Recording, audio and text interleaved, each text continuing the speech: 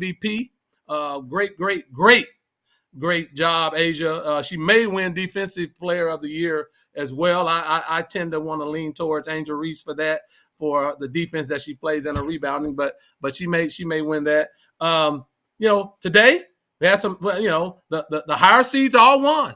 The higher seeds all won. And last week, Marv, I wanted to throw this out because we didn't get a chance to really continue to dive into that. But I saw that Connecticut sort of beat the taste out of Indiana today, 93-69. And, your Rookie of the Year choice, Caitlin Clark, only 11 points, 4 for 17, 2 for 13 from three-point range. What are your thoughts about the WNBA playoffs, and what do you think the higher seeds all winning today? I have one more game. And what do you think about the Fever? Everybody was on the Fever's train. So what do you think about the Fever and what they can do in the playoffs? I mean, Connecticut's going to win the series. They're better than them, but I loved how you try to throw that Caitlin Clark dig in there, but you didn't mention that Mitchell only made 2 3-pointers as well. They only went 6 of 28 from the 3-point line. So that's stat picking, 21 right? Points, though.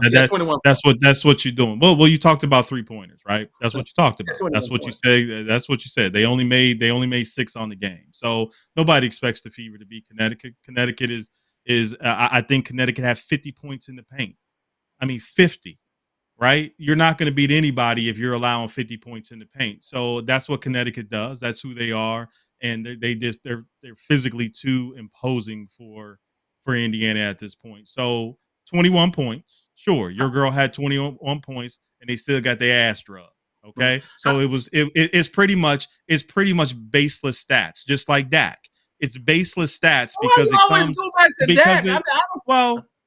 I'm just saying, because you tried to throw the little dagger and then she only had 11 points, but your girl had 21 and they still lost by 20 or 25, whatever it was. So, can I ask you a question? If Indiana is to win one of these games in its best 2 out of 3, not going to win any. What do you think they have to do? Because we had a debate whether who's the best player on that team, and people call me literally crazy. I mean, I don't know. I just call it out what I see. So goes Kelsey Mitchell. So goes the Indiana Fever. I'll say that again. That's the only way they're going to win, if Kelsey Mitchell goes off and she's the catalyst for them winning. That's not enough. According to you, how they're going to win a basketball game. According to you, she went off tonight. She had 21 and they still lost by double digits, right? There's no defense for size. 50 points in the paint is 50 damn points in the paint. And then you got 16 points off of turnovers. I don't know any NBA team, WNBA high school. If you're giving up 50 in the paint, you're not going to win a basketball game. And that's what Connecticut's going to do to them. They're physically too imposing for Indiana. I don't care if Kelsey Mitchell had 50. They're not beating Connecticut. So that's just the way it is. It's a bad matchup for them, and it has been. It's going to continue to be. I don't expect Indiana to win a game in this series. Well, I hope they do. I'm looking forward to it. Again, I don't have any issues with Caitlin Clark as a ball player. I like her. But all of these people that are in love with Caitlin, bottom line is this. I said it last week and I'll say it again. If they're going to win anything, it's going to be driven by the way Kelsey Mitchell plays, and I think it pans out when you see him play. Well, but can we make one more comment before we head on to the next one? You can have the last word, Mark.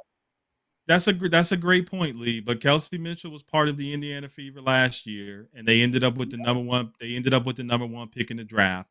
The number 1 pick in the draft comes in this year in the Indiana Fever in the playoffs. So there is something to be said for that. So if Kelsey Mitchell was who you think she is, then they wouldn't have been picking number 1 in the WNBA draft, and it wouldn't have taken Caitlin Clark coming to this team to propel them to a playoff berth, even though they're not going to win. So there is something to that, Lee. So just I'm just kind of giving that to you just so you know. And the FISA call, you're going to be a problem for Minnesota before y'all kind of get up. I think she ended up with 40 tonight. She finished second in the voting to Asia Wilson. I can't wait to see those two go at it. 2 best players to me in the WNBA.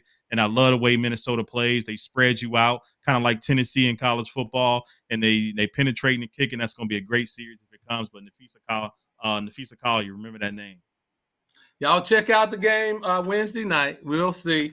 But I love Kelsey Mitchell, and we'll see if Kelsey can bring them home. Last year's not this year, and you have to build a team. But I stand by my words, and hey, we'll see how it goes. This has been